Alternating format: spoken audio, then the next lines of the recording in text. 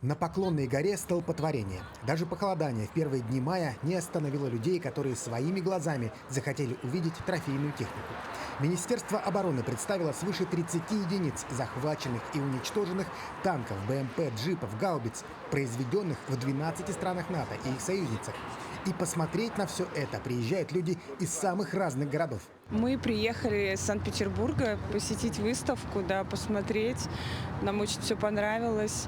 Мы в восторге. Вот сейчас улетаем уже обратно, к сожалению. Мне кажется, нужно посетить самостоятельно, своими собственными глазами видеть, потому что новости разные бывают. И вот эта выставка, мне кажется, немножко помогает приоткрыть завесу того, что на самом деле там происходит. Житель Якутска Сергей Слива тоже решил не оставаться в стороне, несмотря даже на серьезное ранение.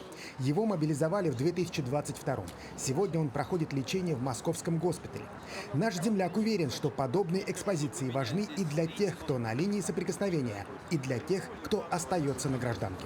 Множество техники не видел сам лично на фронте. Из-за этого желание было посмотреть, как подбито, в каких местах. Наслышан, также и насмотрен, также через дроны видно где-то технику, где-то не видно. А вот так вот вживую она маскируется, все равно близко не подъезжает там к нашему рубежу, да, фронта. Все равно работает сдалека. А так все горит, подрывается все турами нашими. Наверное, самый популярный тут экспонат – это американский танк «Абрамс». Такой символ мощи западного военно-промышленного комплекса. Для многих экспертов он является непобедимым. Но здесь можно убедиться в обратном. Вот он, подбитый и сгоревший. И дронами можно сверху, потому что броня сверху только всего лишь 30 миллиметров. Вот. По бокам у него броня где-то 400 у башни, то есть его корнет прошивает спокойно. ПТРК наши прошивают, управляемые ракеты танков прошивают. Вот. Кроме этого, сразу можно бить и под башню, где механик, там вообще тоже 30 миллиметров всего лишь. То есть поражать можно всем, чем можно. То есть очень много средств у нас поражения есть в российской армии. То есть, вот данный вид, он как раз встретился с российской армией и почувствовал на себе мощь русского оружия. Выставка образцов трофейного оружия направлена на поднятие народного духа россиян.